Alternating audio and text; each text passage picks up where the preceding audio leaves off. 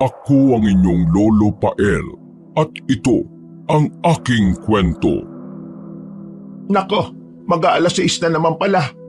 Nasaan na ba ang anak ko? Lintik talagang bata yun Napakatigas talaga ng ulo. Saan ko na naman ba hahanapin yon? Delikado pa naman ang panahon ngayon. Agad na lumabas ang ginang sa kanilang bahay at nagsimulang maglakad para hanapin ang kanyang anak na si June.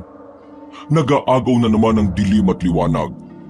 Hindi kaagad niya napansin ang oras dahil abala din siya sa pagtatapos ng tinatahing damit ng kanilang kapitbahay. Yun ang kanyang naging kabuhayan mula nang mamatay ang kanyang asawa. Bukod sa panggagamot bilang isang albularya. Habang naglalakad siya ay di niya maiwasan ng kabahan. Lalo na't ilang araw lang ang nakakaraan ay may mga napapabalitang nagkakawala ang mga tao at mangingisda sa kanilang baryo. Hindi pa malinaw ang tunay na dahilan pero may mga haka-haka na kumakalat. Binilisan niya ang kanyang paglalakad at tanging liwanag ng mga poste at ilang bahay ang nagsisilbing gabay sa kanyang paghahanap. John! John! Nasaan ka na ba? Tumigil siya sandali at nakinig kung may sasagot. Ngunit tanging tahol ng aso at tunog ng kuliglig ang naririnig niya. Napabuntong hininga siya bago nagpatuloy. Habang naglalakad si Nanay Linda sa kahabaan ng kalsada, napadaan siya sa tindahan ni Aling Berta, na noon ay abala sa pag-aayos ng kanyang mga paninda. Tinanong niya ito kung nakita nito ang kanyang anak, at ito ang nakapagsabi sa kanya na nakita nito ang ilang kabataan na nagpunta sa may dalampasigan matapos bumili ng alak sa kanya. Napatigil sandali si Nanay Linda. Sumeryoso ang muka at agad nagpasalamat kay Aling Berta bago muling naglakad. Mas mabilis at mas determinadong hanapin ang anak. Malilintikan ka talaga sa aking bata ka. Ngalay na nga likod ko maghapon sa katatahi ng damit tapos ikaw nakikipag-inuman ka lang sa mga kabarkada mo? Ha! Lagot ka talaga sa akin. Agad na tinuon niya ang daan papuntang dalampasigan kung saan madalas na tumatambay ang ilang kabataan sa kanilang lugar. Sa bawat hakbang niya, ay nararamdaman niyang papalamig ng papalamig ang hangin. Naaamoy na rin niya ang maalat na amoy na nagmumula sa dagat. Naririnig na niya ang mahihinang hampas ng alon sa buhangin. Pagdating niya sa dalampasigan, tumigil siya sandali at sinuri ang paligid. Ang madilim na dagat ay bahagyang sinisinagan ng liwanag ng buwan. Sa isang gilid sa pampang ay napansin niya ang ilang pares ng tsinelas na nakahilera. Isa sa mga tsinelas ang agad umagaw ng kanyang atensyon. Ang kulay asul na tsinelas na alam niyang pagmamay-ari ng kanyang anak. John! Anak! Nandiyan ka ba? Tahimik ang paligid. Tanging ang tunog ng mga alon ang naririnig. Maya-maya, narinig niya ang mahihinang tawanan mula sa di kalayuan. Naglakad siya palapit doon, hanggang sa natanaw niya ang isang grupo ng kabataan sa ibabaw ng mga naglalakihang bato. Nang bahagya pa siyang lumapit, ay nakilala na niya ang kanyang anak na naroon at tumatagi ng beer. John! Anak! Napalingon si June nang marinig ang galit na boses ng kanyang ina. Paglingon niya ay tumambad sa kanya ang itsura ni Nanay Linda na pagod na pagod. Ang buhok nito ay nakalaylay na sa gilid ng kanyang muka. Ang kanyang mata ay nanlilisik pero may halong pag-aalala. Nandito ka lang pala. Kanina pa ako hanap ng hanap sa iyo. Ano bang ginagawa mo dito? Ang daming pwede niyong tambayan dito pa sa malapit sa dagat. At dito pa sa batuhan. Umuwi ka na nga, John. Si June ay hindi nakaimik. Kitang-kita sa kanyang muka ang takot at pagkapahiya. Nay naman Nanay. Akala ko ba uwi ka kagad pagkatapos yung mag-practice? Yung pala makikipag-inuman ka pa. Ang babata niyo pa Kayo, alam ba to ng mga magulang ninyo? Nay, tama na. Huwag mo naman silang sermonan. Nakakaya Abay manahimik ka nga. Walang nakakaya sa ginagawa ko. Magsuwi na kayo. Delikado dito. Hindi ito ang tamang tambayan para sa mga kabataang tulad ninyo.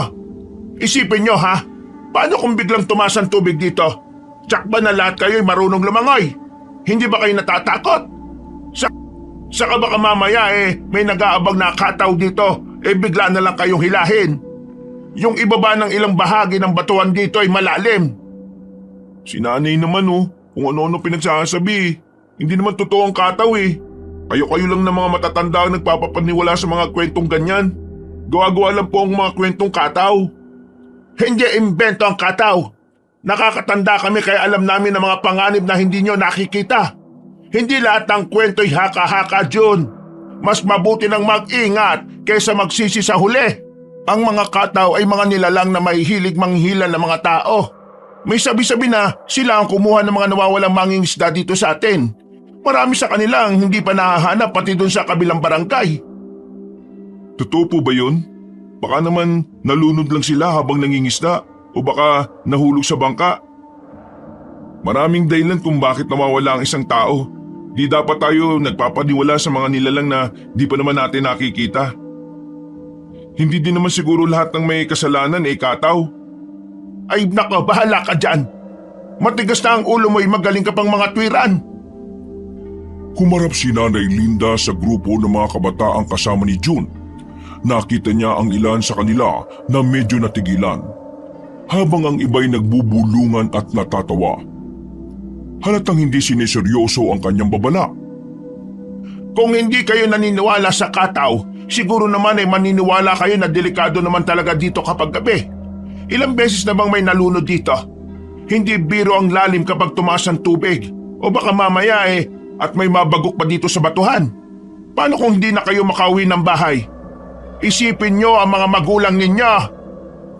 Pero Nay, wala namang nangyayari sa amin Maingat naman po kami. Napabuntong hininga si Nanay Linda, halatang nahihirapan sa pag-intindi sa katigasan ng anak. Sa kabila ng kanyang galit, naroon pa rin ang takot at pagmamahal. John, hindi lang sarili mo ang iniisip ko. Paano kung mangyari sa iyo ang ayokong mangyari? Anong sasabihin ko sa papa mo kung nandito pa siya? Ano na lang ang gagawin ko? Biglang tumahimik si June. Ang binanggit ng kanyang ina tungkol sa yumaong ama ay tumama sa kanya. Napayuko siya, hindi makatingin sa kanyang ina. Samantala, ang mga kaibigan ni June ay dahan-dahang tumayo mula sa pagkakaupo sa batuhan. Isa-isang nag-alisa ng mga kabataan. Naiwan si June at tahimik sa tabi ng kanyang ina. Napabuntong hininga si Nanay Linda. Inabot ang kamay ng anak at mahigpit itong hinawakan. Tara na anak, magpakabait ka naman. Ayoko nang mangyari ulit ito ha. Pagkatapos ng sinabi ng kanyang ina, ay dumiretso alis na si June. Hindi na ito nagsalita at mabilis na naglakad palayo kay Nanay Linda. Diretso ang tingin nito. Halatang di niya gusto pang makinig sa sermon. June, abay hintayin mo naman ako. Masakit ang tuhod ko pababa ng mga batuhang ito. Nang marinig niya ang sinabi nito ay nilingon niya ang kanyang ina. Nakonsensya ang binata kaya bumalik siya upang tulungan ito. Inabot niya ang kamay ni Nanay Linda. Ba't pa kasi sumunod pa kayo dito Alam nang mahina ang tuhod, aakyat-akyat pa. Di naman marunong bumaba. Ba't ako pa ang sisisihin mo? Kung di ka umakyat dito sa palagay mo ba'y matatawag kita? Malalaman mo ba na nandito ako? Basta hintayin niyo na lang sana ako sa bahay. Wala namang mangyayari masama sa akin dito Abay tumahimik ka nga. Kaligtasan mo lang naman ang hiling ko Yun lang John. Dahil ayoko na pati ikaw mawala sa akin. Nawala na nga ang tatay mo sa dagat. At hanggang ngayon hindi pa natin alam kung anong nangyari sa kanya. Kaya iniingatan kita. Nay, matagal na po yun. Saka malaki na ho ako. Kaya ko na pong sarili ko. Nakakaya sa mga kabarkada ko yung ginagawa niyo Nakakahiya. Yan bang iniisip mo, John? Ang iniintindi ko ay ang buhay mo. Hindi ang kahihiyan mo sa kabarkada mo. Mahigpit niyang hinawakan ang kamay ni June. Kahit nanginginig ang kanyang boses sa pinaghalong galit at emosyon, tumigil siya sandali, huminga ng malalim, at saka tumingin ng diretso sa mata ng anak. Hindi mo maintindihan ang bigat ng pangungulila, anak. Hindi mo alam kung gaano kahirap ang maghintay. Araw-araw, Umaasa na may babalik kahit alam mong wala na. Hindi ako nagpapakabaliw dito para sirain ang kasiyahan mo. Ginagawa ko ito dahil ikaw na lang ang natitirang pamilya ko. Biglang natahimik si June.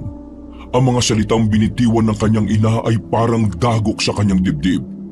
Hindi niya alam kung ano ang isasagot. Pasensya na po, Nay, pero hindi po ako si Papa eh. Iba naman po ako. Alam kong iba ka, anak. Pero pareho kayong mahalaga sa akin. Kung ano ang nangyari sa tatay mo, ayokong mangyari rin sa iyo. Hindi ko kayang mawalan ulit, June. Napayuko si June. Ang galit na nararamdaman niya kanina ay napalitan ng bigat ng pag-unawa sa takot ng kanyang ina. Bagaman hindi niya lubos maintindihan ang pinagdaraanan nito, nakita niya ang katotohanan sa mga mata ni Nanay Linda. Ang walang hanggang pagmamahal ng isang magulang sa kanyang anak. Sorry na po, Nay. Di ko naman po sinasadyang mag-alala kayo eh. Bahagyang ngumiti si Nanay Linda, ngunit bakas pa rin ang pagod at kaba sa kanyang muka. Inabot niya ang pisngi ng anak at marahang hinaplos ito. Huwag ka na mag-sorry. Ang gusto ko lang naman, June alagaan mo ang sarili mo. Di na importante kung malaki ka na. Sa mata ko'y palagi kang magiging anak na kailangan kong protektahan. Matapos ang kanilang pag-uusap, nagpatuloy si Nanay Linda at June sa kanilang paglalakad pauwi. Tahimik ang paligid at tanging ang marahang kaluskos ng kanilang mga yapak sa lupa ang naririnig. Paminsan-minsan ay tumitingin si June sa kanyang ina at sa tuwing gagawin niya ito, nararamdaman niya ang bagyang kirot ng konsensya sa kanyang dibdib. Hanggang sa makarating sila sa kanilang bahay. Pagsarado pa lang ng pinto ay muli siyang kinausap nito. Siya nga pala, maiba tayo. Kumusta naman ang practice niyo kanina? Ayos naman po, Nay. Nakakapagod pero sulit na sulit kasi mas lalong lumakas yung team. Sigurado ako nakakayanin na namin pumasok sa regional level ngayong taon. Abay, ayos kong ganon, anak. Ay teka, kumain ka na ba? Opo, may ibinigay na pagkain kanina si Coach. Nay, sorry talaga ha. Ang totoo niyan nagkayayaan lang naman kaming magkakaibigan kanina. Wala naman po kaming balak na magtaga sa pagtatambay Kaya lang naman kita hinahanap dahil sinabi mo na maaga kang uuwi pero ginabi ka na. Sana'y maintindihan mo ako, anak. Yung aso nga kapag nawawala hinahanap. Anak pa kaya? Opo, naintindihan ko na po. Pasensya na po talaga. Hayaan mo na. Ang Kuya Jason mo nga pala, baka uuwi bukas sa atin. Paano niyo po nalaman na uuwi sila? Tumawag daw dun sa telepono ni na Aling Berta. Pinapasabi daw ng kuya mo na uuwi na nga siya kasama ang kanyang pamilya. Dito na daw sila titira sa atin Talaga po? Bakit po kaya? May nangyari kaya sa kanila? Wala naman siguro, anak. Siguro nahihirapan sila sa buhay sa syudad. Alam mo naman doon, maraming tao, maingay, maraming problema. Buti dito sa atin simple lang mabuhay. Hindi tulad doon, komplikado. Yun siguro ang dahilan para gustuhin nilang bumalik dito. Nay, kung nandito na sila, saan sila magkukwarto? Kakasya pa ba tayo sa bahay kung sakali? Siyempre naman, anak, kung kinakailangan magpapagawa na lang tayo ng dagdag na kaama o ayusin natin ang lumang kwarto sa likod. Bakit ganyan ang mukha mo? Hindi ka ba masaya na makakasama na natin ulit ang kuya mo? Ngumiti si June pero hindi maikubli ang kaunting kaba sa kanyang mukha. Masaya siya sa ideya ng pag-uwi ng kanyang kuya pero iniisip din niya ang magiging epekto nun sa kanilang buhay. Masaya naman ako, Nay. Na-excite nga po ako Ang kaso, nag-aalala lang po talaga ako kasi biglaan ang pag-uwi nila Kung may problema man sila, di tulungan natin. Wala namang problema na hindi nasusolusyonan basta't sama-sama. Oo nga po. Saka sabi ni Aling Berta na ikwento daw sa kanya ng kuya mo na may ipon daw silang mag-asawa. Balak daw nilang magtayo ng isang maliit na karinderya. Saka itong asawa daw niya hindi magkaanak. Siguro stress doon saka mababaw daw ang matres. Gustong ipaalaga sa akin at makasakaling magkaanak sila. Ilang beses na daw na nakukunan Kawawa naman. Hindi po ba nila sinusubukan man lang na magpatingin sa doktor? Baka may gamot naman na makakatulong sa pagbubuntis niya. May mga gamot kasi na makakatulong para maging malusog ang pagbubuntis. Nasubukan na daw nila anak Maraming beses na. Pero wala raw silang mahanap na dahilan kung bakit hindi sila magkaanak. Sabi ng doktor, stress daw. Kaya nga gusto na nilang umuwi dito para makalayo sa ingay at problema ng syudad. Mabuti dito sa atin at tahimik at payapa. Mas maganda ang hangin. Kaya sana nga ay makatulong ito sa kanya.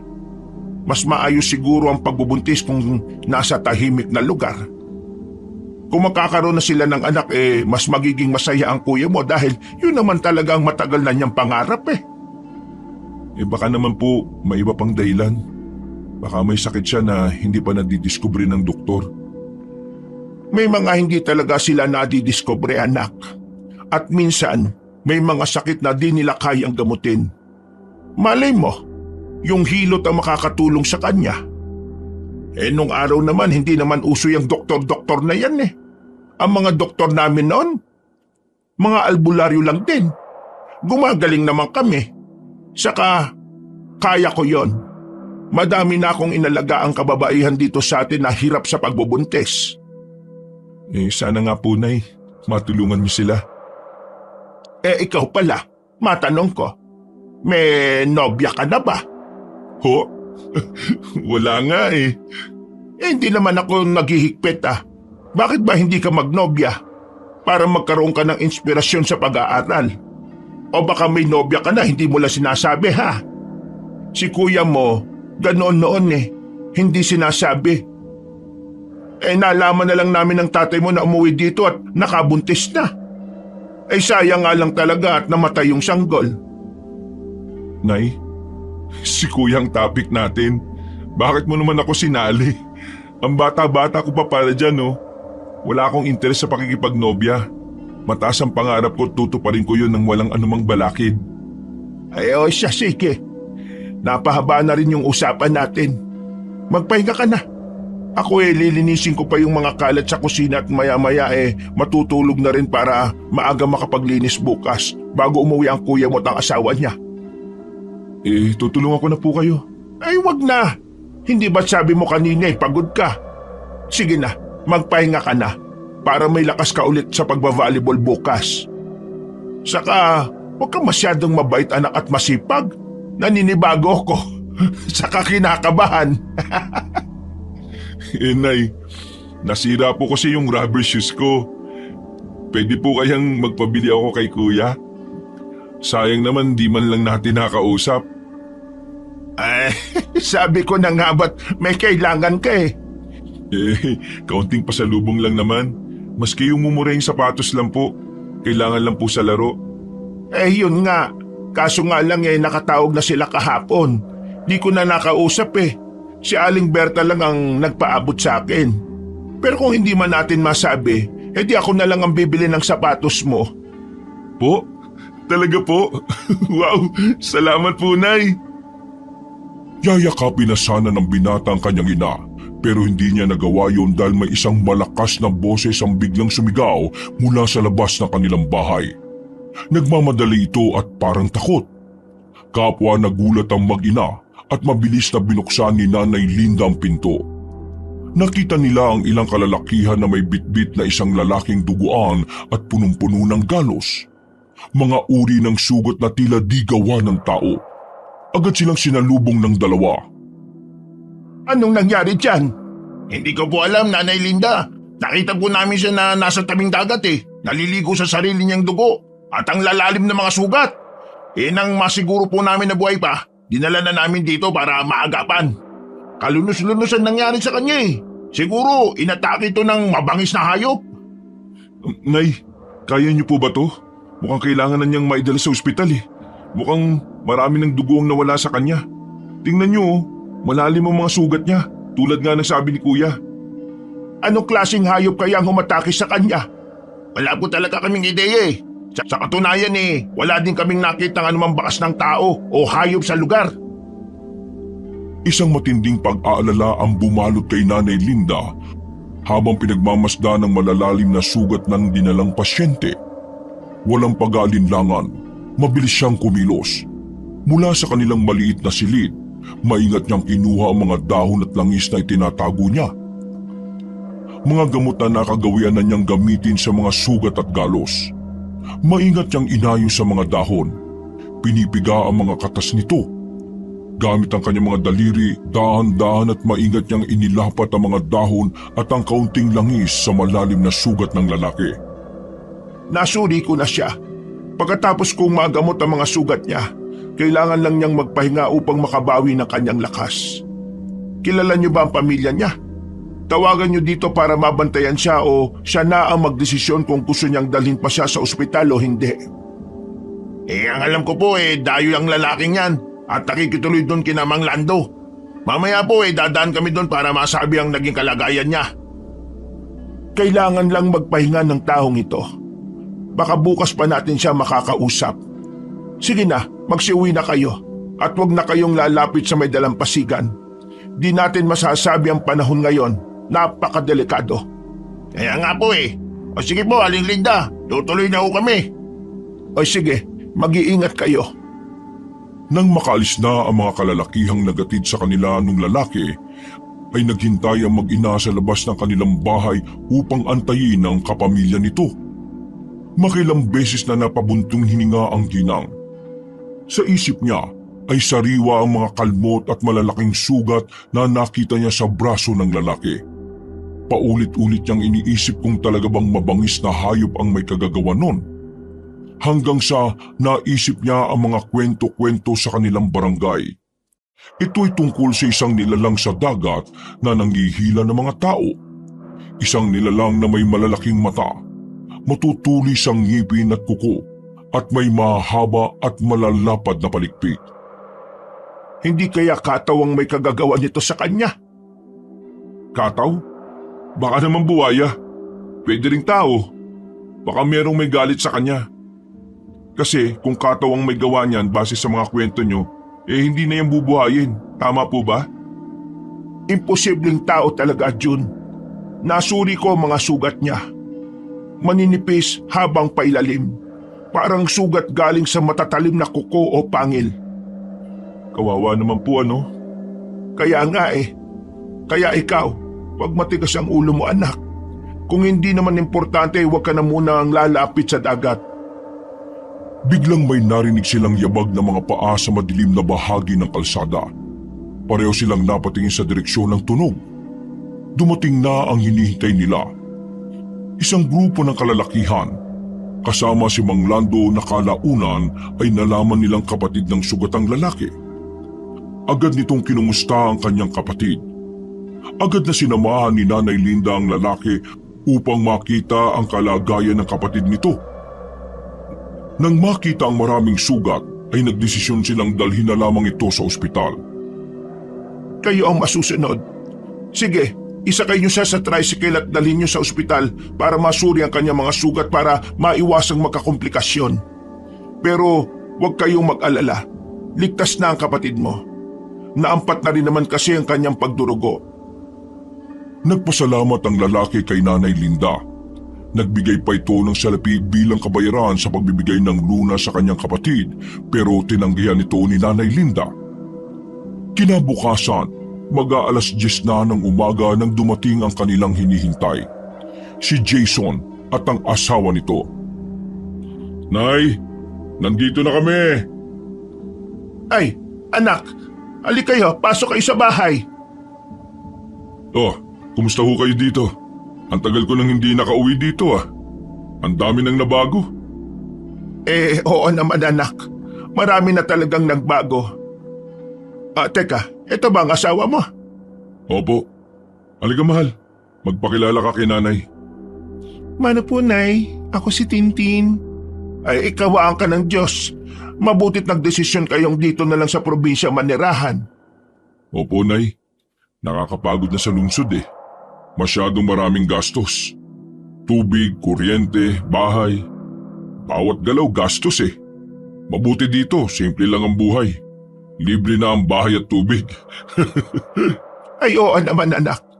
May mga kailangan lang tayong ayusin. Pero ayos na ayos dito. Di kayo magsisisi ng asawa mo na lumipat dito. Minsan di lang yan ang libre dito. Maski ulam libre, basta't masipag ka lang at madiskarte. Oo, totoo yung mahal. Lalo na nung buhay pa si tatay. Abay palaging sagana ang mesa namin sa isda at iba pang lamang dagat. Ay nako, masaya talaga akong makabalik na dito. Kami din anak ng kapatid mo. Masaya na nakauwi ka na. Ay, oo nga pala, teka. Ikaw na ba si June? Abay mas malaki ka na sa akin ngayon ha. Nung umalis ako dito uhugin ka pang bata eh. Ngayon binatang binata ka na. Opo kuya. Ang lagay may pasalubong ka ba naman sa akin? Aba, siyempre, ikaw pa ba? Makakalimutan ko. Jan, hanapin mo sa bag na yan. Yun!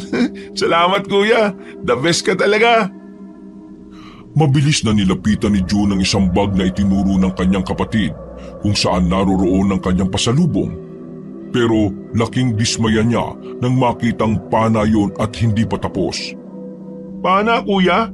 Aanin ko naman to. Hoy, huwag mong ismulin yung pasalubong ko sa'yo ha. Mahal yan. Original yan no? Original? Oo, totoong pana yan at hindi yan laruan. Kung hindi mo na itatanong player ako ng ganyan dati. May mga koleksyon ako niyan dati kaso naibenta ko na yung iba. At yan na lang ang natitira. Sadyang itinara ko yan para sa'yo. Magandang gamitin yan. Hindi naman ito ang sports ko Hayaan mo na. Kapag-aaralan mo naman yan Saka malay mo, magamit mo din yan. Nay, meron ba tayong pagkain?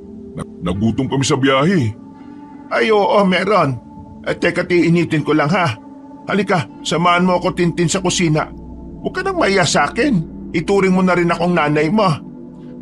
Sige po, Nay. Nagpunta na sa kusina ang parehong babae. Habang naghahanda ng makakain ay nag-usap ang dalawa. Kumusta ka naman, Iha? Pasensya ka na kung hindi kami nakadalo sa kasal ninyo ni Jason ha. Nagkataon naman kasi na nagkaroon ng problema dito noon. Nawala ang asawa ko at… Opo, naiintindihan ko po yun, Nay. Huwag po kayo mag-alala. Totoo nga ang sabi ng anak ko tungkol sa'yo. Mabait kang babae. Swerteng anak ko dahil ikaw ang napangasawa niya. Masigit po akong swerte sa anak niyo dahil responsable at mapagmahal siyang lalaki. Yun nga lang, hindi ko siya mabigyan ng anak. Ano ba kasi ang nangyari?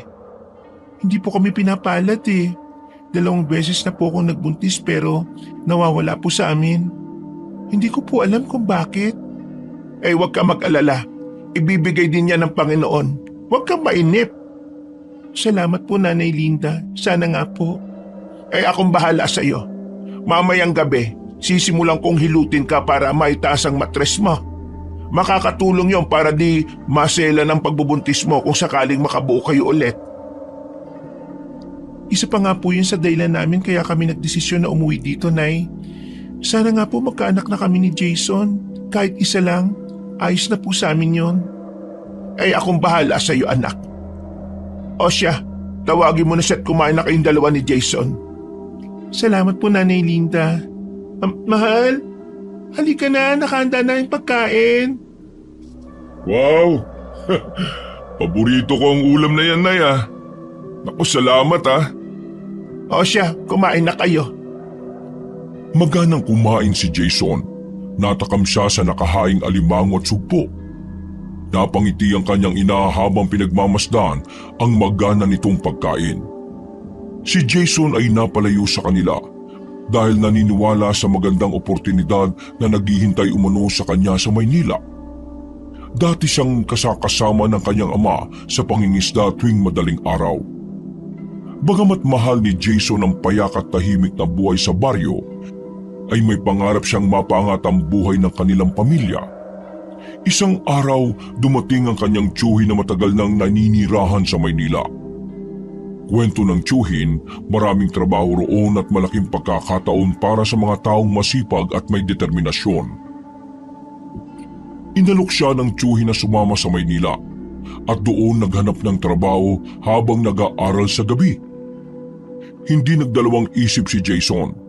Sa kabila ng pag-aalinlangan ng kanyang mga magulang, pinilit niyang kumbinsin sila na ito na ang pagkakataong hinihintay niya. Pagdating sa Maynila, agad niyang naramdaman ang malaking pagkakaiba ng buhay sa baryo at sa lungsod. Mabilis ang takbo ng buhay at siksika ng mga tao. Pumasok siya bilang isang helper sa isang maliit na tindahan sa Quiapo. Doon na rin niya nakilala si Tintin. Hanggang sa magpakasal sila. Nagpakasal siya na wala ang kanyang mga magulang. Tapos na ang kasal nang malaman niyang may masamang nangyari sa kanyang ama. Nay, patawad po uli kung hindi kami agad nakauwi nung malaman naming may masamang nangyari kay tatay, ha? Naintindihan ko naman yon, anak. Wala kang dapat na alalahanin. Nagkataon kasi na mahirap ang buhay din doon eh. Di rin ako nakapagpadala ng pera ninyo kasi nagkaroon ng global crisis. Grabing hirap din nun, lalo't nawalan ako ng trabaho. Saka, yun din ang araw na ikinasal nga kami nitong si Tintin. Wag nyo nang isipin. Ang importante, magkakasama na tayo ngayon. Namimiss ko po si tatay. Nakakalungkot na hindi ko na siya makikita. Ganun talaga ang buhay. Minsan may mga bagay na hindi natin kontrolado. May mga pangyayari na bigla na lang sumusulpot at binabago ang takbo ng ating buhay. Ang pagkawala ng tatay mo ay isang malaking pagsubok ngunit hindi yon ang katapusan. Ang ipinagtataka ko lang, bakit po kaya hanggang ngayon ay hindi pa siya nahahanap? Ano po ba talaga nangyari sa kanya?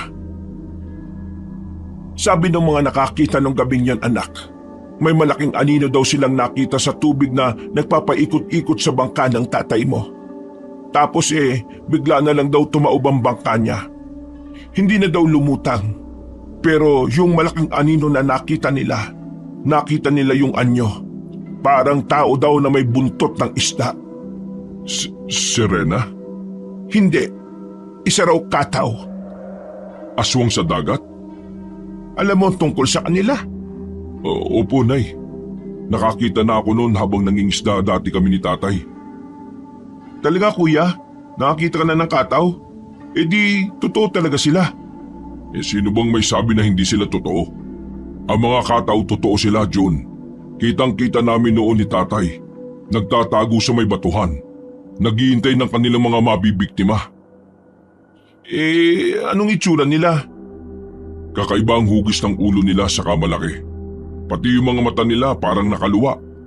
Yung balat niya, kulay berde na parang kaliskis ng isda. Matutulis din ang mga ngipin. Ganon din ang kanilang mga kuko. Yung kamay nila, parang sa tao, pero may kaliskis hanggang balikat. Wala silang paa tulad ng sa atin. Sa halip, meron silang mahaba at malalapad na palikpik tulad ng buntot ng isda. Po? Paano niyo po ito nakita? May narinig kami noon ni tatay na parang kumakanta. Kaakit-akit ang boses niya. Isang klase ng tinig na kayang manghipnotismo ng tao. Mabutit hindi kayo nabiktima noon pa ng kataw. Hindi talaga niya kami mabibiktima kasi nga may suot na anting-anting noon si tatay na palaging ipinapadala ni nanay. Ang kaso... Kaso ano? Nadala ko na nang nagpunta ako sa Maynila. Ipinasuot kasi sa akin ni tatay noon yon bilang pangontra ko sa kataw. Pero sa kasabikan kong makaluwas, hindi ko na naibalik sa kanya. Sana kung naisuot niya ulit ang pangontra, buhay pa sana si tatay. Nay, patawarin niyo po ako. Wala kang kasalanan, anak. Huwag ka na mag-isip ng mga negatibong bagay. Sigurado kong hindi magugustuhan ng ama mo kung patuloy mong sisisihin ang sarili mo sa pagkawala niya. Sige na, ituloy na ninyo ang pagkain. Tama si nanay. Sige na mahal. Huwag ka na muna mag-isip ng kung ano-ano. Pagsapit ng gabi ay inumpisa na ni Nanay Linda ang pagmasahe sa tiyan ng kanyang manugang. Nagbabaka sakaling makatulong na itaas ang matres nito. Isang pag-asa para sa pagbubuo nila ng anak ni Jason. Huwag ka muna magbabasa ng katawan mo, iha. Para hindi mapasukan ng hangin ang katawan mo. Magpahinga ka ng maaga at huwag ka na munang magpupuyat. Kailangan mo ng sapat na tulog at pahinga. Opo, Nay. Tatandaan ko po. Iwas din muna sa stress. Ikaw, Jason, ha? Maging mabait ka sa asawa mo. Naku, wala po kayong dapat na alalahanin kay Jason. Mabait po siya at responsableng asawa.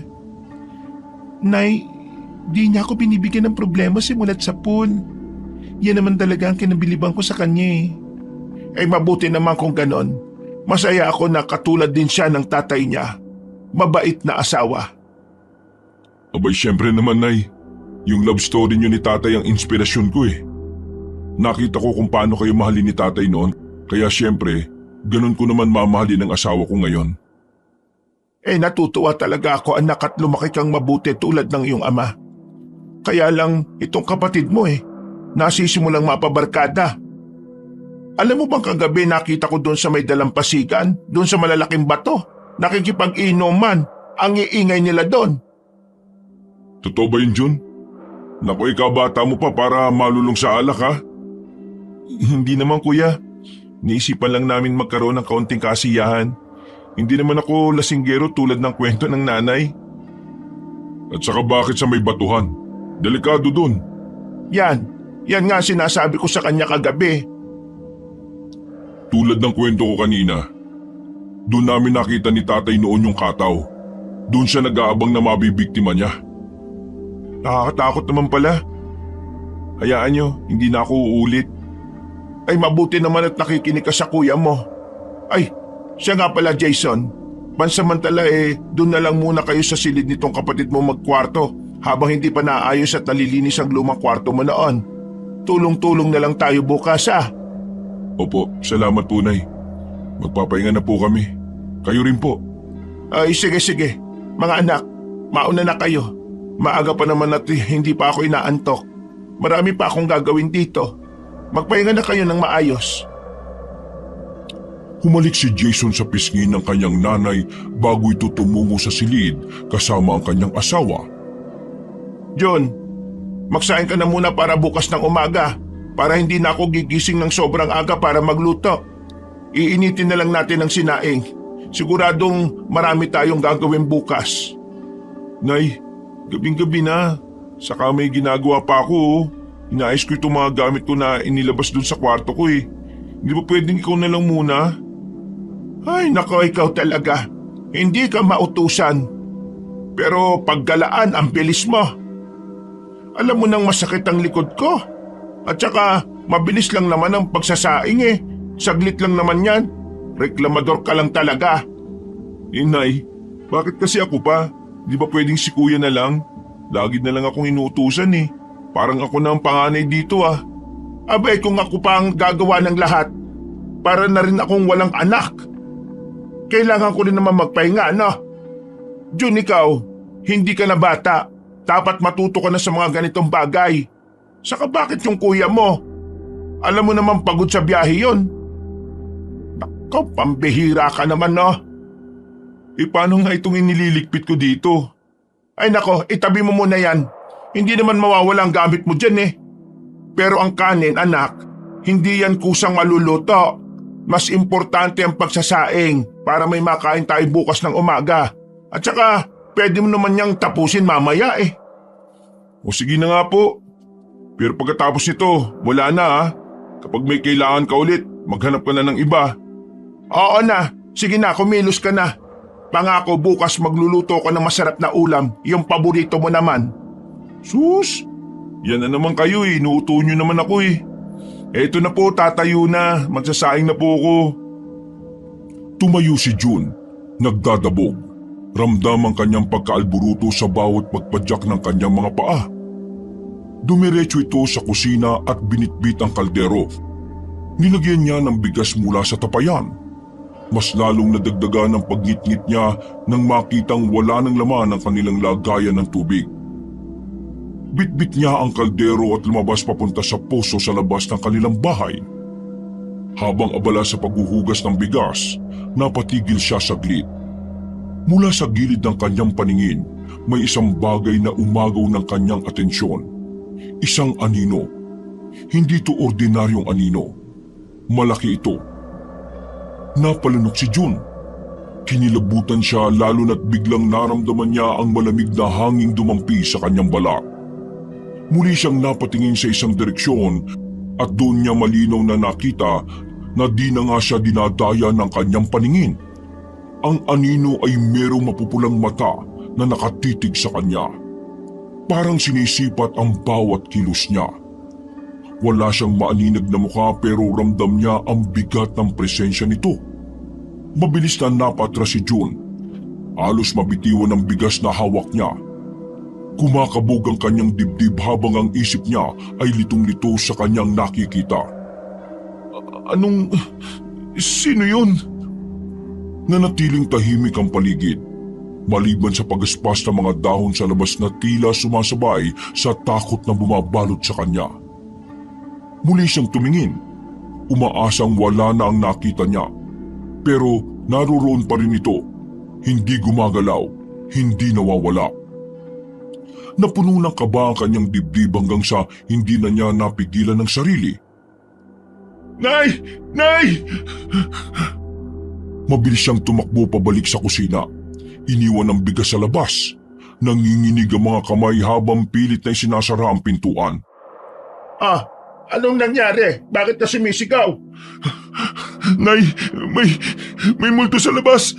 Parang malaking anino. Ano? Guni-guni mo lang yan. Magtigil ka nga dyan sa sinasabi mo. Hindi po, Nay. Nakita ko talaga. Namumula mga mata niya. Tinititigan niya ako eh.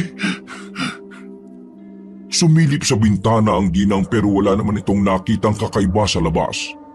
Madilim na madilim din ang paligid at sobrang tahimik. Nang biglang mabaling ang paningin niya sa puso.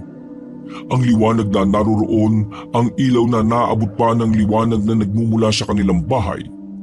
Nainis ito nang makita ang kaldero at tumapong bigas sa lupa. Ay nako po! Talagang ikaw! Anong ginawa mo sa bigas O Nay, ano po bang nangyayari? Naririnig namin ang ingay niyo doon sa kwarto Eto kasing kapatid mo itinapon yung bigas sa may poso. Hindi ko naman yung sinasadya eh. Kasi kuya, may nakita akong malaking anino sa labas. Hindi yun ordinaryong anino lang eh. May mapupula siyang mga mata. Natakot ako. Nakita ko talaga siya, maniwala kayo sa akin. Sobrang linaw. Tapos nakita ko, nakatingin siya sa akin. Ay nako, tama na yan. Sige na, ako na magsasaing. Sayang yung bigas na tinapon mo. Akala mo ba madaling kitain ang pinambili ng bigas na yon? Ay, kabataan talaga ngayon Mga pambihira ang ugali. Hindi marunong magpahalaga sa pagkain maging sa mga gamit. Pero Nay, ay ayusin mo yung sarili mo. Sige na, magpahinga ka na. May pasok ka pa bukas. Opo, Nay. Lumabas na si Aling Linda sa kanilang bahay. Di iisang beses na tiningnan niya ang itinuturong bahagi kung saan nakita ng anak ang kakaibang anino na sinasabi nito. Pero tulad kanina ay wala naman siyang nakita doon kundi dilim. Sira ulong bata. Ayaw lang siguro talaga magsaing. Maingat niyang iniangat ang kaldero at takip nito. Pero hindi niya maiwasan mapatingin ulit sa paligid. Tahimik ang buong bakuran. Tanging huni ng mga kuliglig at kaluskos sa mga dahon sa hangin ang maririnig. Sa kabila ng katahimikan, may kung anong bumabagabag kay Nanay Linda. Parang may ibang presensyang hindi niya mawari. Habang inaayos ang kaldero, napansin niya ang natapong bigas na kumalat sa lupa. Napabuntong hininga siya. Halatang nanghihinayang. John! Halika rito, tulungan mo akong pulutin tong natapong bigas! Nay, baka po kasi... Anong baka-baka ka dyan? Dali na! Sayang ang bigas Kapag wala tayong sinaing bukas, wala tayong makakain, lintik ka! Bagamat may kaba pa rin, napilitan si June na lumabas at tumulong sa pagpulot ng bigas. Matapos ayusin ang lahat, tinapik niya sa balikat si June. Tara na sa loob. Bukas, kung magpapakita man yung sinasabi mong multo, sabihin mo sa kanya, magsaing siya. Ano, Nay? Oo nga, para may silbi naman yung pagpaparamdam niya. Nagjo-joke si nanay oh. Ang corny. Che, tumigil ka. Pinapagaan ko lang ang loob mo. Gumaganyan ka pa. Hayaan niyo, Nay.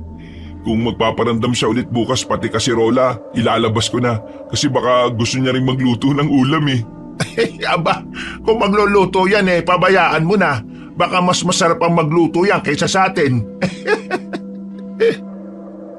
At sabay silang pumasok sa loob ng bahay. Patuloy na tumatawa. Nagpahinga na si June at si Aling Linda na ang siyang nagsaing. Nang matapos ay dahan-dahan siyang naupo sa kanyang silya. Tinitigan niya ang nakasabit na larawan sa kanilang dingding. Ito ay ang larawan nila ng asawa ng ikasal silang dalawa. Kinaumagahan, maaga ring nagising ang ginang. Dumiretso na siya sa kusina at nagsaing ng tubig upang gamitin sa pagtitimpla ng kape. Ihahanda na sana niya ang mga sangkap sa ulam pero napansin niya ang kaldero na walang takip. Nanlaki ang kanyang mga mata nang makitang walang laman ang kaldero. John! Halika rito, sandali! Ano po yun, Nay? Tingnan mo to, oh. Di ba nagsaing ako kagabi? Bakit wala ng laman? Oo, nakita kitang nagsaing pero di ko alam kung bakit wala na yung laman. Imposible naman. Di ka man lang ba nagising nung ninenok ang kanin natin? Paano to? Ano kakainin natin? Sinong dumali nito? Baka naman sila kuya. Tulog pa sila eh. Ikaw ang natulog dito sa sala, wala ka man lang naramdaman? Teka, Nay. Bakit parang kasalanan ko? Natutulog nga po ako eh. Anong malay ko dyan? Ay nako, pambihira naman ah. Nay, baka naman yung bulto kagabi. Multo? Nagpapatawa ka ba? Kailan pa kumain ng kanin ng multo? Nay, ano na naman problema? Nandiyan ka na pala. Gutom na ba kayo? Naguguluhan ako kung saan napunta yung sinaing ko kagabi. Paanong nangyaring wala ng kanin? Wala naman po kong napansin, Nay. Tulog na tulog ako kagabi. Ay siya, hayaan na natin kung ano man yon. Magluluto na lang ako, total wala na rin namang tayong magagawa. Bumili ka na lang ng bigas sa tindahan, John. Sige po, Nay. Akin na po yung pera. Nay, mamayang gabi hindi muna ako dito matutulog ah. Oh, bakit naman? Saan ka pupunta? May lakad kami ng mga kaibigan ko. Birthday kasi ng isa naming barkada. Celebration na rin para sa pagsasama-sama namin at pag-uwi ko. Mag-o-overnight kami sa kanila. Nakapagpaalam naman na ako kay Tintin at pumayag naman siya. Hindi mo ba isasama ang asawa mo? Baka gusto niya rin pumasyal. Ayaw gumala eh. Nay, itutulog na lang daw niya kaysa magpuyat. Mabuti naman kung ganon. Ilang sandali pagbalik ni June galing sa tindahan, napansin ng kanyang ina na balisa ito at lukot ang mukha. Oh, napano ka? Bakit ganyan na itsura mo? Patay na po yung kaibigan ko si Ben. Yung madalas kong kasama sa pagtambay sa dalampasigan. Ano? Ay, ano daw nangyari? Nakita po kaninang madaling araw yung bangkay niya malapit sa dagat. Palutang-lutang daw. Wala nang laman loob. Wala ring mata. At puno ng matatalim na sugat. Parang pinaglaroon daw ng kung ano eh. Ano? Seryoso ka? Sino naman kayang gagawa nun sa kanya? Hindi ko po alam eh. Nakakaawa siya. Nung pinuntahan ko sa bahay nila, wala pa siya doon eh. Nasa puninarya pa. Hindi talaga ako makapaniwala na wala na siya. Baka naman may nakaaway. May nakaalitan ba siya kamakailan? Wala po akong alam eh. Pero mabait kasi si Ben eh. Wala siyang inaaway kahit kailan. Lagi siyang may naon. Kahit pa may nambubuli sa amin noon. Kawawa naman, Diyos ko. Ano ba talaga itong nangyayari sa baryo natin? At kailan matatapos ang patayan? At nakakandawala ang mga tao rito. Hindi kaya...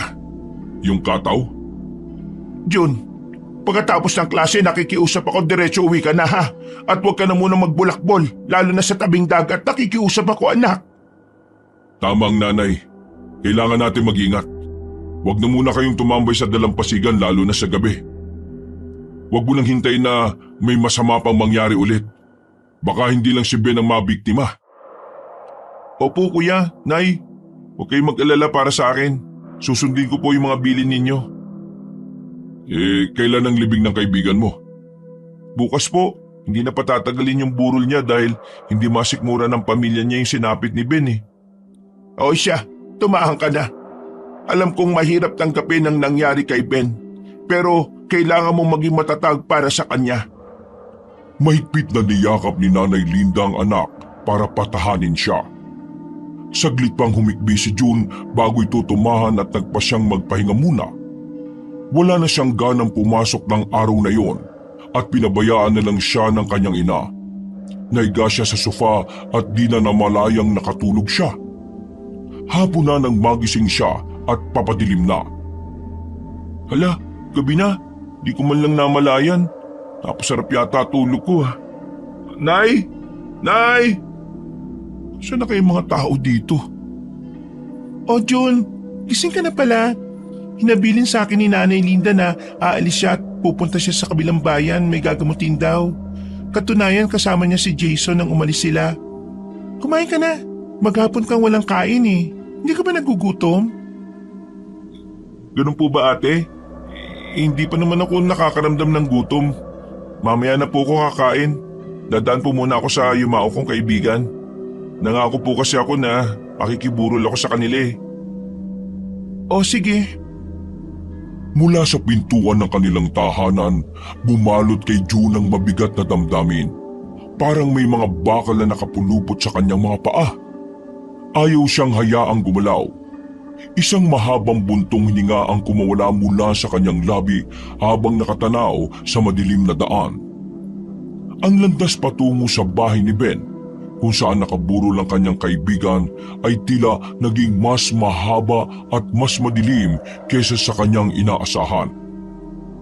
Sa kanyang paglalakad, ang malilit na sinag ng flashlight ang tanging nagbibigay liwanag sa kanyang harapan. Paminsan-minsan ay sumusulyap siya sa karagatan. Tila naghahanap ng kahit anong ilaw sa malungkot na gabi. Nang humina ang ilaw ng kanyang flashlight, saglit siyang huminto upang ayusin ito. Sa pag-aakalang wala naman siyang makikita, muling nagliwanag ang ilaw. Ngunit sa mismong sandaling yon, isang figura ang lumitaw mula sa kadiliman. Nanlaki ang kanyang mga mata. Sa una, isang anino lamang ang kanyang nakita. Malabo at hindi maaninag ng husto. Subalit nang ilapit niya ang liwanag, tumambad sa kanya ang isang kakaibang nilalang. Tumigil si June sa paghinga. Pinilit niyang intindihin ang kanyang nakikita. Ngunit mas lalo lang siyang binalot ng kilabot. Napatras siya ng ilang hakbang. Hindi makapaniwala sa kanyang nasasaksihan. Sa ilalim ng malamlam na liwanag ng buwan, ang figurang yun ay nanatiling nakatayo. Parang nakatitig rin sa kanya. Hindi niya alam kung magpapatuloy pa ba siya sa paglalakad o babalik na lamang sa kanilang bahay. Ngunit sa kabila ng takot, alam niyang kailangan niyang magpunta sa burol ni Ben. Nagpatuloy siya sa paglalakad, ngunit bawat hakbang ay may kasamang kaba. Habang ang figura ay dahan-dahang naglaho sa dilim na parang hindi ito kailanman naroroon. O sige, ako na lang ang magsasabi kay nanay pagbalik niya. Sige po, mag-aayos po muna ako. Mabigat ang pakiramdam niya, parang may mga tanikala sa kanyang paa na ayaw siyang pakilusin. Isang mahabang buntong hininga ang kanyang pinakawalan habang palabas ng kanilang bahay. Madilim na. Ang daan papunta sa bahay ng kaibigang namatay ay mas naging mahaba. Palayo at mas naging madilim. Sinindihan niya ang dalang flashlight. Nagliwanag naman maski papaano ito, pero sandali lang yon. Napapakamot na lang siya sa ulo. Hanggang sa bigla siyang natigilan nang makita ang mabilis na pagkilos ng isang anino. Sinubukan niyang aninagin yon. Tumigil si June. Hinigpitan niya ang pagkakahawak sa flashlight at itinutok sa nilalang, ngunit laking gulat niya nang malinaw na napagmasdan ang kakaibang nilalang na nasa kanyang harapan. Ang balat ng kakaibang nilalang ay kulay abo at puno ng mga lumot. Sa ilalim ng balat na yon, nakikita ang mga buto-buto nito. Ang mga mata nito, dalawang maliit na kulay pulang bilog. Ang bibig nito ay isang malaking nakangangang butas na nagpapakita ng mga matutulis na ngipin na parabang mga piraso ng sirang basag na salamin. Napakatulis at naninilaw. Ang mga braso nito payat at mahaba. Mula sa likod nito, tila may mga galamay na parang mga lumulutang na ahas. Ang buong katawan nito ay tila basa at malagkit, na may amoy na pinaghalong asin, bulok na isda, at isang kakaibang amoy na nagdudulot ng hindi kaaya-ayang amoy. Napalunok ang binatilyo. Nanlamig ang kanyang buong katawan habang umaatras. Subalit tila naingkanto siya nang mapansin niyang unti-unting gumagalaw ang mga galamay ng nilalang. Hindi siya makapagsalita. Papalapit ng papalapit ang nilalang. Sino ka? Ano ka? Walang sagot mula sa kausap. Sa halip, ang nilalang ay tila pinaglalaruan ng kanyang takot. Lumapit pa ito at bawat tiyapak nito'y nag-iiwan ng basang marka sa lupa. Napapikit si June. Nagdasal ng mataimtim at umasang lilisanin ng nilalang. Nagdasal ng mataimtim at umasang lilisan ng nilalang. Ngunit nang dumilat siya, ay naroroon pa rin ito. Mas malapit na ngayon. Sa takot, tumalikod siya at mabilis na tumakbo. Hindi alintana ang madulas at batong daan. Ang tanging naririnig nila ay ang mabilis na tibok ng kanyang puso at ang tunog ng sarili niyang yabag. Ngunit pagtingin niya sa lupang kanyang tinatapakan, naroon pa rin siya sa dating pwesto at di naman makaalis. Tulong! Diyos ko! Tulungan niyo ako! Tuluyan na siyang umiyak at nanginig dahil sa labis na takot. Sa pagkakataong yun ay para na niyang nakikita ang mukha ng kamatayan sa kanyang tabi. Nay! Kuya! Tulungan niyo ako! Parang awa niyo na! Isang malakas na sigaw ang kumawala sa mga labi ni June. Hindi na niya kayang pigilan pa ang takot na nararamdaman. Ang nakakapangilabot na anyo ng aswang dagat ay nasa harapan niya na. Ang mga galamay nito ay parang mga galamay ng pusit at unti-unting bumabalot sa kanyang mga paa. Malamig at malagkit ang mga ito, na parang mga ahas na pumupulupot sa kanyang mga binti. Ang kanyang katawan ay naninigas sa takot. Ang kanyang mga kalamnan ay tila nawala ng lakas. Natumba siya at napaupo sa lupa. Wala na siyang magawa kundi ang maghintay sa kung anumang mangyayari habang ang mga galamay ng aswang ay patuloy na sumisikip sa kanyang mga paa, na parang sinasakal siya. Ang kadiliman ng gabi, ang malamig na hangin, at ang nakakapangilabot na presensya ng aswang ay nagsama-sama na naghatid ng isang nakakakilabot na sandali para kay June. Diyos ko! Hindi ako papayag na ganito lang ang kamatayan ko! Mabilis siyang tumayo mula sa pagkakatumba. Sinikap niyang makagapang at abutin ng isang putol na sanga. Nang magawa yon, ginamit niya itong panghambalo sa kataw. Lumayo ka! Layuan mo ako! Puno ng takot ngunit buo ang loob. Inundayan ni June ng malakas na hampas ang aswang dagat gamit ang sanga. Sa bawat pagtama, naririnig niya ang tunog ng basang laman, na parabang nahahagip ang isang bagay na malambot ngunit matibay. Humagikik ang nilalang. Isang malalim at malamig na tunog na nagpatindig ng balahibo ni June. Hindi siya huminto. Paulit-ulit niyang hinambalos ang aswang sa ulo at katawan. Sa kabila ng takot, patuloy siyang lumalaban. Hanggang sa makalas ang ilang galamay na bumalot sa kanyang mga paa. Biglang umatras ang nilalang, tila nasaktan at nag-aalangan. Alis dyan! Bumalik ka na kung saan ka nanggaling! Nanginginig ang kamay ni June, ngunit mas mariin ang kanyang pagkakahawak sa sanga. Tumayo siya, dahan-dahang umatras habang hindi inaalis ang tingin sa aswang.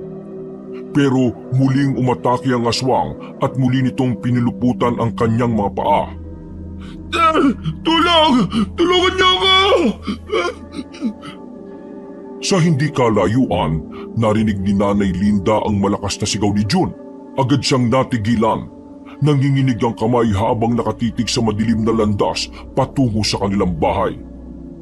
Si John! Si John! Walang pag-aalinlangang tumakbo siyang mabilis patungo sa direksyon ng sigaw. Pagdating niya sa lugar, halos mapatid ang hininga niya nang masilayan ng anak na nakikipagpambuno sa aswang dagat. Nakikita niya ang mahabang galamay na bumabalot sa mga paa ni June at ang nakakakilabot na anyo ng nilalang. Ha? Diyos ka!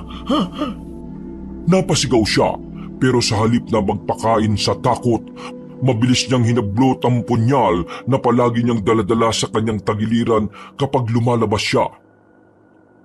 Isa itong punyal na matagal nang dinasalan at pinabanal ng isang albularyo. Napaghandaan ni Nanay Linda ang ganitong uri ng laban. Nagkataong galing siya sa kabilang bayan upang manggamot. Kaya't dala niya ang kanyang mga langis at gamit pangontra sa masasamang espiritu at nilalang. Mabilis siyang binuksan ng isang maliit na bote ng langis at ibinuhos ito sa punyal. Saklolohan mo kami, mahal na Birheng Maria!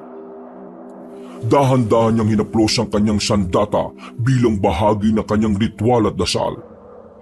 Ang punyal ay tila kumislap sa ilalim ng liwanag ng buwan na parang sumagot sa kanyang panalangin. Habang patuloy na nakikipaglaban si June, sumugod si Nanay Linda sa kanilang direksyon. Isang mabilis na galaw, humataw siya ng buong lakas.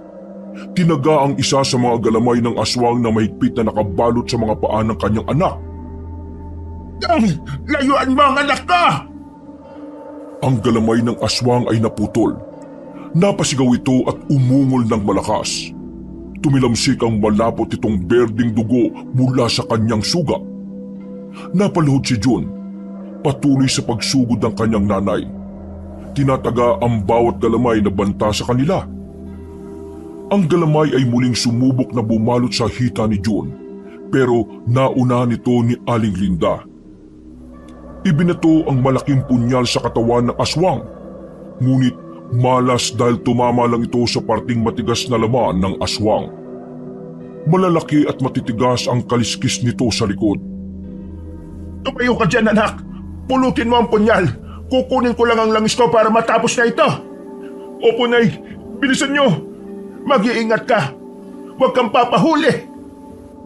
Sinikap ni June na abutin ang malaking punyal na tumilapon sa lupa nang ihagis ito ni Aling Linda. Ngunit bago pa niya mahawakan, mabilis na pumulupot ang natitirang galamay ng aswang sa kanyang braso. Nay! Sakit! Nanginginig ang kanyang katawan at halos hindi na niya maramdaman ang kanyang kamay. Tila unti-unting nawawala ang kanyang ulira. Ngunit pinilit niyang labanan ito. Walang hiya kang aswang ka! Bitiwan mo ang anak ko! Sa kabila ng takot, muling inihanda ni Nanay Linda ang kanyang sarili. Sinaboy ni Nanay Linda ang langis sa putol na galamay ng aswang. Sa kanyang mga mata, nag-aalab ang tapang ng isang inang handang ipaglaban ng kanyang anak hanggang sa huli. Habang namimilipit ang aswang sa sakit, mula sa tila nasusunog na galamay ay mabilis na pinulot ng ginang ang malaking punyal at binuhusan niya ulit ito ng langis. Mahal na Birhen, gabayan mo kami ng anak ko! Sunod ay hindi na siya nagdalawang isip. Sa isang mabilis na galaw, tinaga niya ang aswang sa parting alam niyang malambot at kayang-kayang sugatan ng kahit na anong sandata. Isang malalim na sugat ang iniwan ng punyal at muling napahiyaw ang aswang sa sakit. Tumalsik ang dugo nito sa lupa na parang asidong umuusok sa hangin. Napatras ang nilalang ngunit parang ayaw pa ring sumuko. dahil hindi ito tuluyang lumayo. Layuan mo kami kung ayaw mong tuluyang kitang tapusin! Hinawakan niya ang balikat ni June. Hinihila ito palayo. Halos hindi makalakad si June. Ngunit pinilit niyang tumayo sa kabila ng matinding kirot sa kanyang braso. Nay, hindi ko na kaya. Muling sinipat ni Nanay Linda ang aswang na nakatayo na sa dilim. Alam niyang hindi pa tapos ang laban. Muli niyang itinaas ang kanyang punyal. Sumubo ka bang lumapit at tatapusin kita ngayon din? Unti-unting umatras ang aswang. Nag-iiwan ng malalalim na marka sa lupa. Sa kabila ng panganib, hindi bumitaw si Nanay Linda sa kanyang malaking punyal. Sa kanyang puso, nananalig siyang mapoprotektahan niya ang kanyang anak, anuman ang mangyari. Habang papalayo ang aswang, niyakap ni Nanay Linda si June ng mahigpit. Tapos na anak, ligtas ka na. Makalipas ang ilang araw sa kabila ng isang payapang araw, nanatiling sariwa sa isipan ni June ang bangungot ng kanilang engkwentro sa aswang dagat. Nakaupo siya sa harap ng kanilang bahay. Nakabenda pa rin ang kanyang braso. Bawat kilos ay may kirot. Pero hindi lang sakit at kirot ang iniwan ng aswang na yun sa kanyang puso. Isang matinding takot at trauma na pilit niyang nilalabanan. Lumapit si Nanay Linda. May dalang mainit na sabaw. O anak, uminom ka na. Para lumakas ka agad, higupin mo yan. Dahan-dahang kinuha ni June ang mangkok. Nagpasalamat sa ina sa pamamagitan ng pagtango. Habang umiinom, sinipat niya ang bakanting daan patungo sa tabing dagat. Nay, sa tingin niyo, babalik pa po ba yun? Sana'y hindi na. Pero nag-aalala ako. Ang mga kataw kapag nasasaktan, gumaganti sila. Kung ganun, may posibilidad na balikan niya tayo. At hindi ko hahayaang mangyari yon, anak. Hinaplos niya ang ulo ni June tulad noong bata pa ito. Basta't magtiwala ka sa akin, anak. Hanggat nandito si nanay, walang aswang ang makakapanakit sa iyo. Salamat po, Nay. Nay! June! Oh, ano nangyari? Bakit ka parang hinahabol? Nay, may namatay na naman eh. Si Criselda yung kababata ko. Nakita na lang na wala nang buhay kanina madaling araw malapit sa dalampasigan. Bakit? Sino daw ang pumatay sa kanya, kuya? Sabi dyan sa tabi-tabi, isang kataw daw. May mga nakakita ng atakin nito si Criselda at kunin papunta sa dagat. Nako, andun, pinagkakaguluhan ng bangkay niya. May mga kagat ng matutulis ng ngipin at ng kulay ubi ang mga binti at ang braso niya parang napuluputan ng malapad na lupid. Nay, ang kataw. Paano kung bumalik nga ang kataw? Kung bumalik man sila, hindi tayo dapat magpabaya. Hindi natin hahayaang isa-isay nila ang mga kababaryo natin. Dapat pala'y pinaslang ko na sila noon una pa lamang. Anong sinasabi mo, Nay? May hindi ba kayo sinasabi sa akin? Nakaengkwentro na namin ni June ang kataw. Yun ang dahilan kung bakit nabalian ng buto ang kapatid mo sa braso. Pero bakit? Paano? Nagpunta kayo sa malapit sa dagat? Hindi. Sa kalsada kami nagkaengkwentro. Paano nangyari yun? Naglakad ng kataw? Di ba wala naman yung paa? Kaya niyang gumapang gamit ang malalakas niyang braso o galamay. Kaya din niyang mag-anyong tao. Pero kakaiba lang ang lakad nito at hindi pangkaraniwan. Kaya di rin madalas na nagpapakita sa umaga. June, ba't di mo man lang sinabi kaagad? Delikado yan. Kung bumalik yun, paano kung... Pasensya na, kuya. Kailangan may gawin tayo. Paano kung sa susunod na gabi, may mawala na naman? O kaya ay gumanti yun sa inyo? Tama ka. Kailangan nating maganda. Anong balak niyo, Nay? Kailangan ko mas palakasin pa ang dasal para sa langis at punyal. Pupunta ako sa gubat para doon isagawa ang ritual. Nay, sigurado ka ba dyan? Hindi ba delikadong pumunta mag-isa sa gubat, lalo na sa ganitong panahon? Matagal na akong may alam tungkol sa mga ganitong nilalang, Jason. Hindi ngayon ang unang pagkakataon na nakasagupa ko sila. Alam kong may mas malakas na puwersa sa paligid na maaaring makatulong sa atin. Nay, sasama po ako sa inyo. Ako nang sasama, Nay. Magpahinga ka na, June. Baka lalo ka pang mapahamak. Sige, maganda ka. Aalis tayo bago magdilim. Habang nag-uusap ang mag-iina, nagsimula ng humuni ang mga kuliglig sa paligid. Unti-unting bumaba ang araw at ang dilim ay tila may dalang panibagong banta. Hating gabi na pero hindi pa rin nakakabalik ang dalawa. Hindi magawang matulog ni June dahil sa labis na pag-aalala. Maya-maya ay nakarinig siya ng kaluskos mula sa kabilang silid. Pinabayaan lang niya yon dahil naisip niyang baka di rin makatulog ang kanyang hipag dahil sa paghihintay sa asawa. Ilang sandali pa ay narinig na niya ang mga boses ng kanyang ina at kapatid. Agad siyang lumabas ng kwarto at sinalubong ang mga bagong dating. Kumusta ang lakad niyo, Nay, Kuya? Wala. Hindi namin nakita yung aswang na yun. Masyado siyang mailap. Ipinain ko na nga yung sarili ko sa dalampasigan pero hindi siya nagpakita. Kadarating niyo lang? Pasensya ka na, Tintin. Natagalan kami nitong asawa mo. Ngayon lang kami nakauwi. Biglang namutla si Tintin sa kanyang narinig. Habang ibinababa ng dalawa ang kanilang mga bitbit ay dahan-dahan siyang napaupo sa sofa at napapahawak sa kanyang dibdib. Nalilito siya sa nangyayari. Bago dumating ang dalawa, naramdaman niyang may pumasok sa kanyang silid. Tumabi ito sa kanya at inangkin ang kanyang pagkababae. Ibinigay naman niya yun ng kusa dahil ang akala niya ay yun ang kanyang asawa. Hindi. Panaginip lang yun. Panaginip lang. Habang nakaupo ay pilit na inuunawa ni Tintin ang nangyari. Hindi siya pwedeng magkamali. Nagising siyang walang saplot kaya alam niyang may nakialam sa katawan niya. Ayos ka lang ba, mahal? Bakit parang namumutla ka? Wala ito. Ayos lang ako. Minabuti ni Tintin na isikreto ang bagay na yon sa kanyang mga kasama at napatingin siya kay June. Naglalaro sa isip niya ang ideyang baka may kinalaman si June sa nangyari pero sinuway din niya ang sarili. Imposibleng gawin niyo sa akin yun. Pagkalipas ng 2 buwan, nagkaroon ng hindi magandang panaginip ang babae. Palagi itong nagigising sa kalagitnaan ng gabi at napapasigaw. Alalang-alala na ang kanyang asawang si Jason hanggang sa isang gabi, muling nagising ang babae. May naririnig siyang mga bulong. Para siyang tinatawag at parang may malakas na puwersang umaakay sa kanya para patuloy na maglakad at dinala siya nito sa tabing dagat.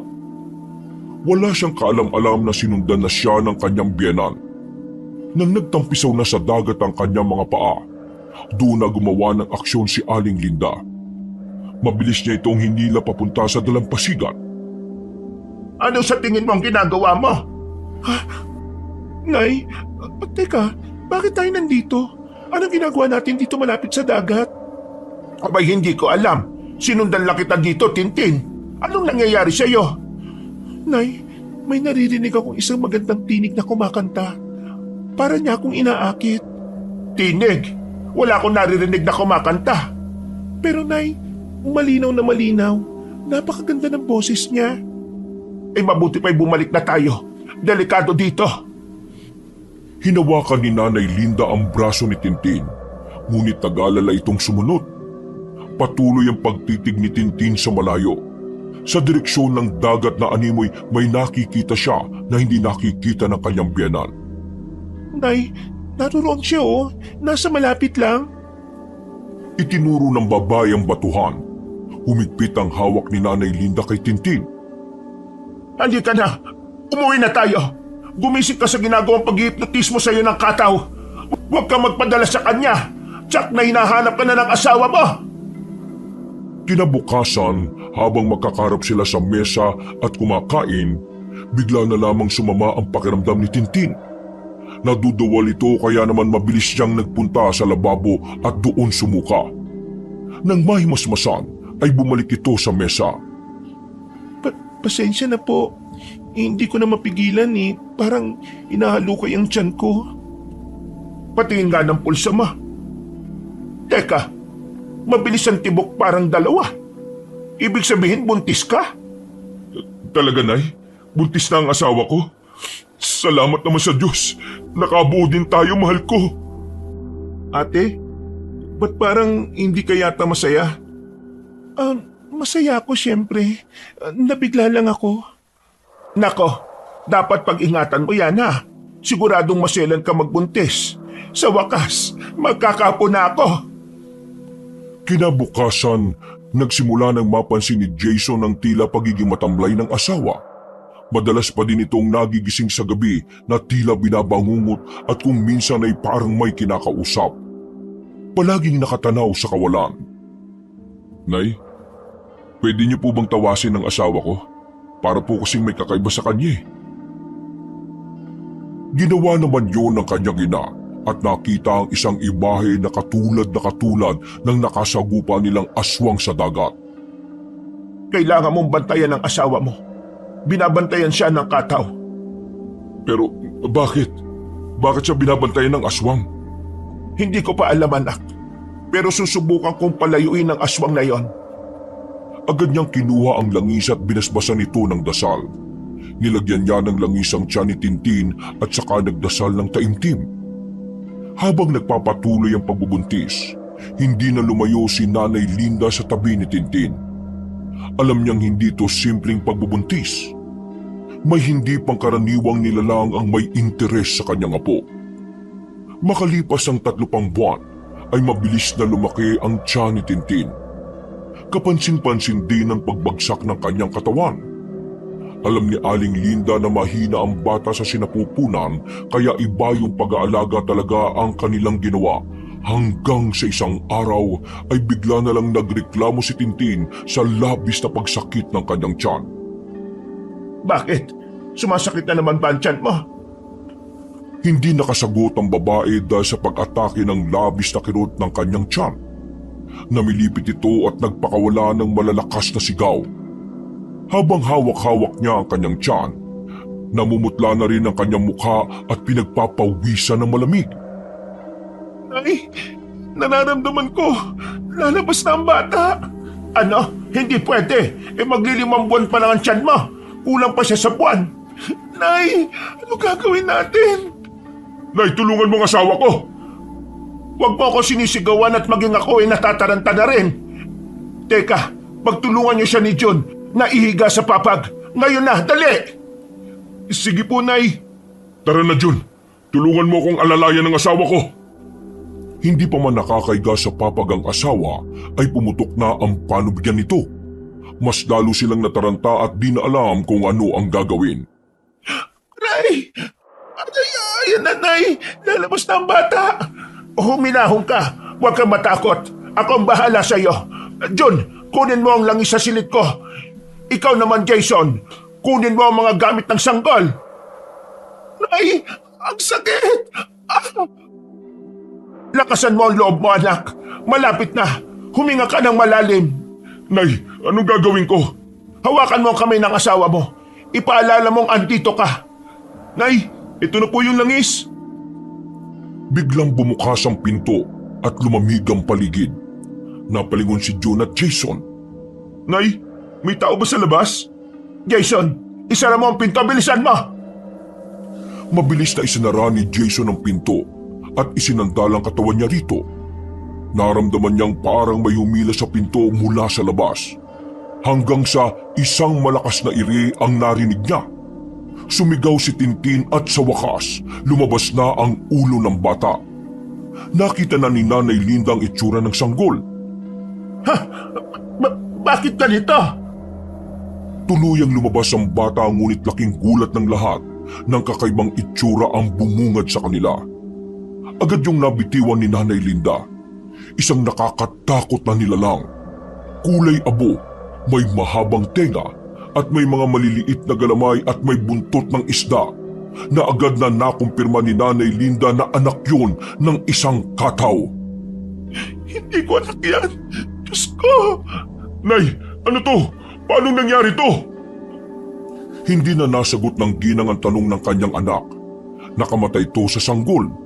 Nanatili kasi yung tahimik at hindi gumagalaw. Nang subukan ni Nanay Linda na lapitan at pulutin ito, napansin niyang hindi na ito humihinga. Patay na siya. Hinawakan ni Jason ang balikat ni Tintin. Pinigilan ng sariling luha. Niyakap niya ito na mahigpit habang si June ay tahimik na nakatingin sa patay na sanggol. Nay, bakit po siya namatay? Hindi siya nabuhay ng buo, anak. Ang dugong katawan na dumadaloy sa kanya, hindi kinaya ng katawan niya. Tahimik ang lahat. Walang ibang maririnig kundi ang mahihinang hikbi ni Tintin. Muling nilapitan ni Nanay Linda ang sanggol at maingat na binalot ito ng lampin. Ililibing natin siya. Ngayong gabi rin. Mahal, gusto mo bang makita siya? Hindi ko kaya, Jason. Hindi ko kaya makita siya. Hinawakan ni Jason ang kanyang kamay at tinalikan ng noo ng asawa. Alam niyang kahit gaano kahirap, kailangan nilang magpaalam. John, maganda ka ng hukay sa likod. Tahimik na tumango si June at lumabas ng bahay, dala ang pala. Samantala, nanatiling tahimik si Tintin. Hinahaplos ang kanyang tiyan. Masakit sa kanya ang nangyari dahil umasa siyang sanggol na nilang mag-asawa ang nabuo. Pero isa palang sumpa ang kanyang pagdadalang tao. Yun ang naging kabayaran ng kataw sa naging sagupaan nila ni Aling Linda at ni June. Gumanti ng tahimik ang halimaw. Makalipas ang ilang oras, ibinaba na ni June ang nakabalot na sanggol sa hukay at tinabunan na nila ito ng lupa pagkatapos badasalan ni Aling Linda. Lumalim ang gabi, ngunit sa di kalayuan, isang pares ng pulang mata ang lumitaw sa kadiliman. Nagmamasid sa kanilang tahanan. Kinabukasan, nagpunta si Nanay Linda sa dalampasigan dala ang isang bote ng langis. Kasama niya sina Jason at June. Nagsimula silang mag-alay ng langis sa paligid. Bumubulong ng dasal si Nanay Linda habang pinapaikot ang bote sa buhanginan. Mula sa malayo, nakita nilang dahan-dahang lumutang ang katawan mula sa dagat. Ang kanyang mga pulang mata ay nag-aapoy, ngunit hindi siya makalapit sa pampang. Alam ko na ang kahinaan mo. Simula sa araw na ito, wala ka nang malalapitan ni isa sa pamilya ko. Manatili ka dyan sa dagat kung saan ka nararapat. Pagkatapos noon, ay may ipinasuot na agimat ang ginang sa kanyang dalawang anak at sa kanyang manugang. Kinuha niya ang mga agimat na yun sa gubat kung saan niya pinadalisay ang kanyang punyal at mga langis. Mula noon, wala nang narinig na kwento tungkol sa kataw sa kanilang baryo. Makalipas ang isang taon, muling nabuntis si Tintin. Sa pagkakataong ito, naging maayos na ang kanyang pagbubuntis. Isang malusog na batang lalaki ang isinilang at pinangalanan nila itong Emmanuel. Sa wakas, dumating na ang tunay na biyaya. Habang yakap-yakap ni Tintin ang kanyang anak, hindi niya mapigilang maluha. Sa wakas, matapos ang lahat ng kanilang pinagdaanan, naramdaman niya ang kapayapaan sa kanyang puso. Lumapit si Jason at marahang hinalikan ang noo ni Tintin at ni Emmanuel. Alam niyo ba kung ano ang ibig sabihin ng Emmanuel? Opo, inay. Ibig pong sabihin nun ay ang Diyos ay kasama natin. At meron ng bagong tagapagmana, nay. Tsak na magiging magaling itong tagapuksa ng mga kataw. Nako, matagal pa yon. Mabuti pa'y magpaturo ka na sa kuya mo kung paano gumamit ng pana. Para sa oras ng kagipitan may gamitin ka. Tama ka, nay. Pag-aaralan ko na po talaga yan. Pero ito ang tatandaan niyo, mga anak. Dapat ay matuto talaga kayong ipagtanggol ang sarili. Pero huwag niyong kakalimutan na ang pinakamalakas na sandata natin ay ang pagmamahal sa isa't isa. Oo, Nay. Basta magkasama tayo, walang aswang o kataw na makakatalo sa atin. At si Emmanuel ang magiging pag-asa ng kinabukasan natin. Lumipas ang buong maghapon at sa kasabay ng paglubog ng araw, Alam nilang anumang pagsubok na dumating ay kakayanin na nila. At walang anumang uri ng aswang ang muling manggagambala sa tahimik at masaya nilang buhay.